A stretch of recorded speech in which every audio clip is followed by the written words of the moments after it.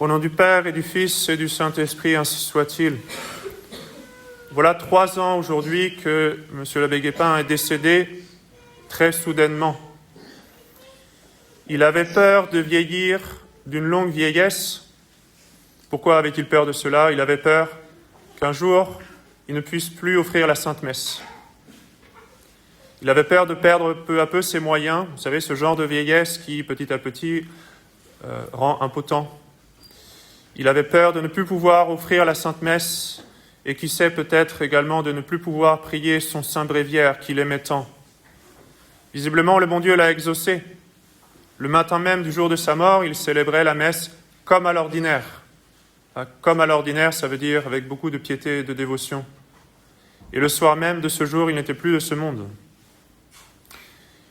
Lui qui était pris d'un véritable zèle missionnaire, le bon pasteur qui va au secours de la brebis perdue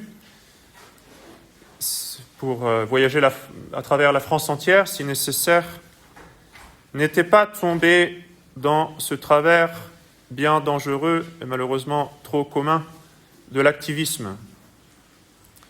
Au contraire, l'œuvre de Dieu, c'est-à-dire la Sainte Messe, le Saint Bréviaire, dans sa vie passait toujours à la première place.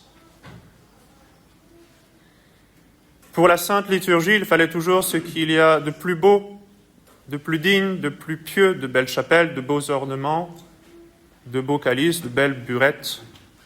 Certes, tout cela est important, mais au-delà de cela, une des choses les plus précieuses que l'on puisse offrir au bon Dieu, une des choses qui nous touche davantage, qui est plus personnel, plus intime, c'est de s'offrir soi-même à Dieu, de consacrer sa vie à Dieu, de s'immoler.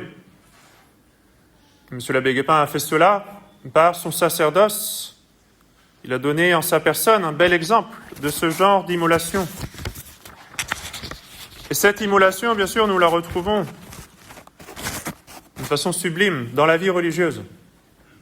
Et parmi toutes les précieuses et belles choses que nous a laissées l'abbé Guépin, et Dieu sait combien il y en a, il n'y en a pas d'équivalente à la Maison Sainte-Anne, au sein de laquelle est continuellement offerte à Dieu cette immolation, la vie religieuse, la vie consacrée, la vie immolée au quotidien.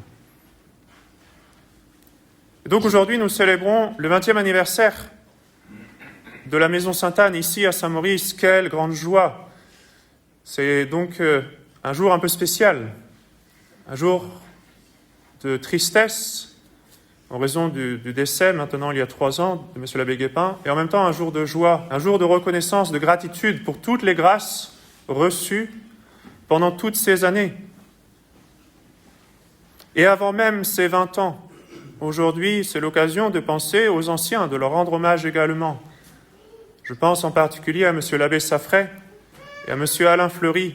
Quand on épluche un peu les archives de la Maison Sainte-Anne et de la chapelle Saint-Maurice, on voit les efforts déployés pour acquérir cette propriété, pour lever les fonds nécessaires, pour y accomplir les travaux déjà les plus urgents dans un premier temps, notamment la restauration de la chapelle.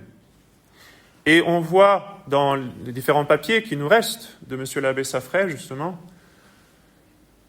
cette pensée, ce désir, cet espoir qu'un jour cette propriété puisse servir pour des retraites. Peut-être qu'un jour, peut-être, on arriverait à y dire la messe dominicale. Il avait mené une enquête comme elle se faisait à l'époque, c'est-à-dire avec le courrier. Il avait envoyé une lettre à beaucoup de gens qui habitaient aux alentours pour savoir s'ils étaient intéressés, s'ils viendraient à la messe, dans l'éventualité qu'elle serait célébrée ici le dimanche, et à quelle fréquence. Ce sont les débuts de Saint-Maurice. Et certainement, il a été bien inspiré. Donc pensons aujourd'hui également à tous ces prêtres et ces fidèles qui ont animé Saint-Maurice avant que Saint-Maurice ne devienne le point d'attache de la Maison Sainte-Anne. Il y a eu ici des camps, il y a eu des petites retraites, il y a eu d'autres événements, des mariages notamment, qui ont été célébrés au fur et à mesure des années.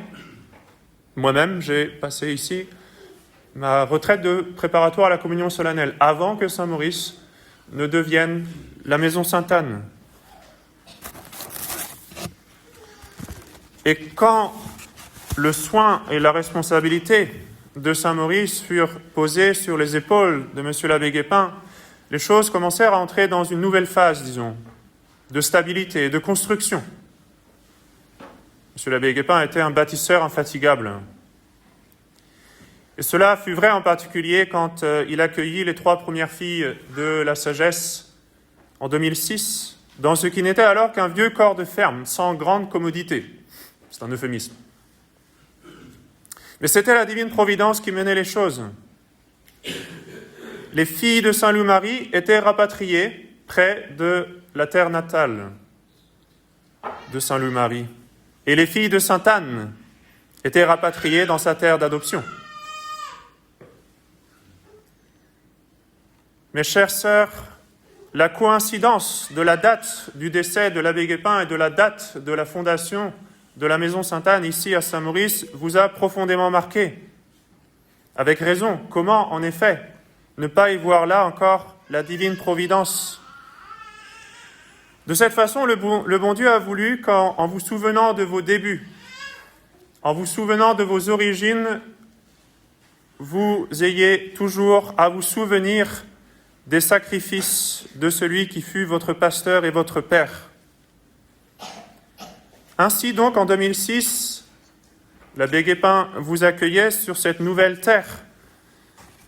C'était vraiment le grain de sénévé, planté dans cette terre.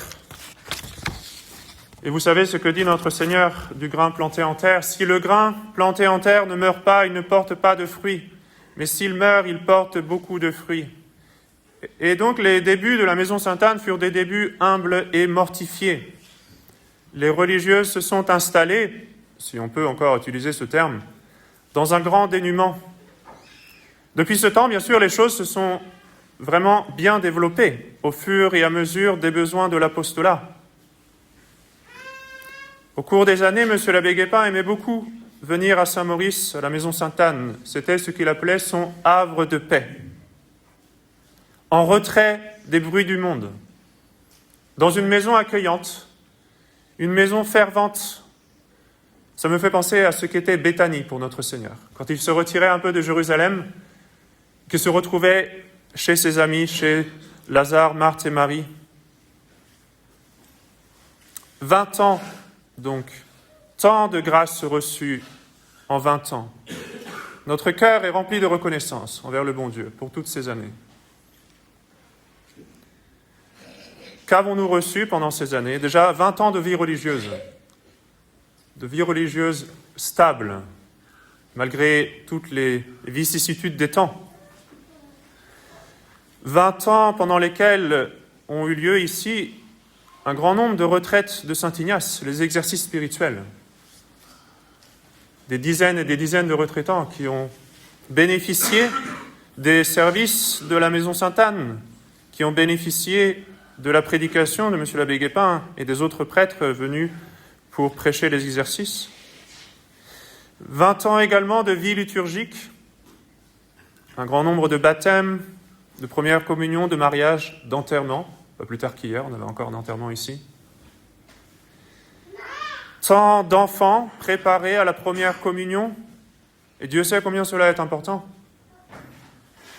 pour bien recevoir notre Seigneur. Si vous voulez que votre enfant soit bien préparé à la première communion, confiez-le aux filles de la sagesse.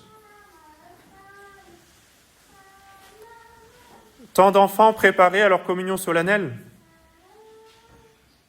et tant de retraites, parfois officielles, parfois pas officielles, c'est-à-dire des gens qui sont de passage, qui ont besoin de se ressourcer quelque temps.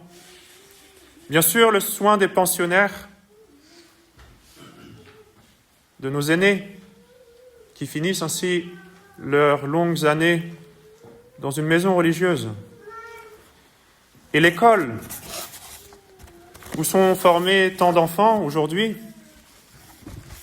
qui sont préservés de toute l'immoralité qu'on leur donnerait s'ils étaient dans les écoles publiques. et tant de travaux inconnus, de travaux dans l'ombre, de services qui sont rendus dans l'ombre, de différentes sortes, au clergé, ça je dois le dire, de grands services, et à tant de fidèles. 20 ans également pendant lesquels ont été organisés bien souvent la semaine Mater Admirabilis, si populaire auprès des jeunes filles, pour apprendre à chanter, pour apprendre à coudre, pour apprendre à prier, à aimer le bon Dieu en toutes choses. Et certainement, j'oublie beaucoup d'autres choses, vous me le pardonnerez. Soyons reconnaissants pour tous ces bienfaits aujourd'hui, cette belle journée. Soyons reconnaissants. Et aujourd'hui et demain, que ferons-nous ? D'abord, souvenons-nous de ce qui a été fait, justement. Rendons hommage aux anciens, à nos devanciers. Le bon Dieu nous a prévenus et nous a ordonné « Tes pères et mères honoreras, afin de vivre longuement dans la terre que le Seigneur t'a donnée. » Prions pour le repos de leur âme, pour M. l'abbé Guépin, pour M. l'abbé Saffray, pour Sœur Marie-Hilde, M. Alain Fleury, et puis tant d'autres qui ont contribué à faire de la Maison Sainte-Anne ce qu'elle est aujourd'hui. Prions pour le repos de leur âme. Et puis, continuons la vie religieuse dans cette fidélité à la règle de Saint-Louis-Marie. Et cela, chers fidèles, vous pouvez y contribuer par vos prières. Et vous y avez contribué par vos prières ces derniers jours, n'est-ce pas ? Par votre soutien. Et puis, bien sûr, les plus jeunes peuvent y contribuer en embrassant la vocation religieuse pour perpétuer cette immolation si importante, continuelle, quotidienne. Continuons également l'école. Cela demande beaucoup de travail, beaucoup d'aide. Merci aux bénévoles, à tous ceux qui aident d'une façon ou d'une autre.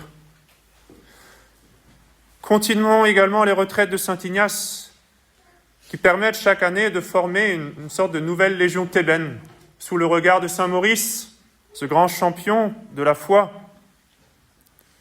Continuons toutes les œuvres pour la plus grande gloire de Dieu. La croisade eucharistique, par exemple. Continuons tout cela dans cette chère Maison Sainte-Anne.